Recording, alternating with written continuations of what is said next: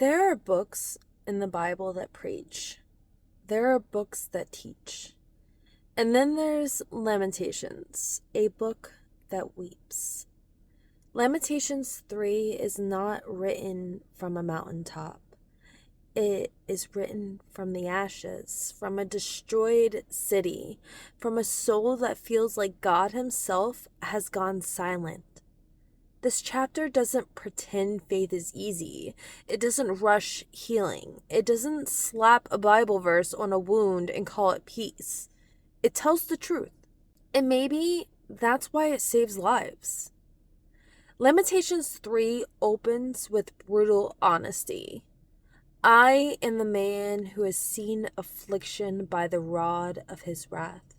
Notice this. Jeremiah doesn't say, I heard about suffering. He says, I've seen it. I've lived it.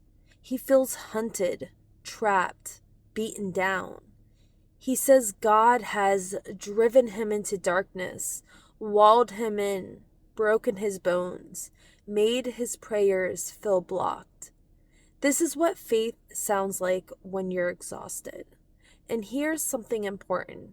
God did not remove this chapter from Scripture, which means your despair does not scare Him. Your honesty does not offend Him. Your questions do not disqualify you. Jeremiah is not pretending to be strong. He's telling God, this hurts, and I don't understand you right now. That's not unbelief. That's relationship. Jeremiah says something shocking. So I say, my strength has perished, and so has my hope from the Lord. Reading that slowly, a prophet, God's chosen messenger, saying, I feel like hope is gone.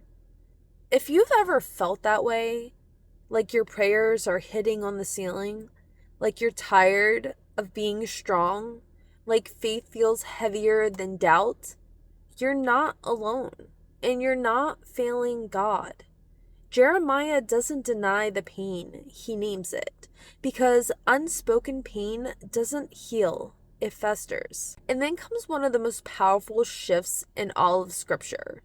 But this I call to mind, and therefore I have hope.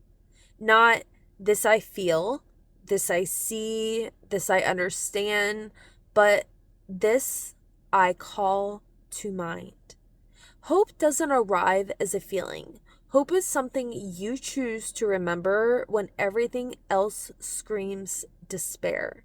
Because the Lord's great love, we are not consumed, for His mercies never fail. They are new every morning. Grace is your faithfulness. This verse is often quoted beautifully, but it was written from ruin. Jerusalem is destroyed. People are dead. The future looks empty. And yet Jeremiah says, I'm still here. That means mercy kept you breathing. Grace carried you through another night. God wasn't finished, even when it felt like everything was. Jeremiah makes a quiet but radical declaration. For the Lord will not cast off forever. Though He brings grief, He will show compassion. This doesn't say God causes evil for pleasure. It says He is not cruel. God does not delight in your suffering. He does not enjoy your tears. He does not abandon you in your lowest moments. Even discipline has an end. Even grief has a boundary. Pain may last, but it's not permanent. This part makes people uncomfortable. Let him sit alone in silence, for the Lord has laid it on him. That's funny because I keep getting a word from the Lord that this is my silent season. I don't know why I keep getting that, and it keeps popping up. So it says, let him sit alone in silence, for the Lord has laid it on him. I think he thinks I just talk too much. Sometimes God doesn't rush to fix things. Sometimes He doesn't explain. Sometimes He doesn't answer immediately. Not because He doesn't care, but because something is forming in the quiet. Silence is not abandonment. It is often preparation. Some strength is only built in stillness. Some healing only happens when the noise stops.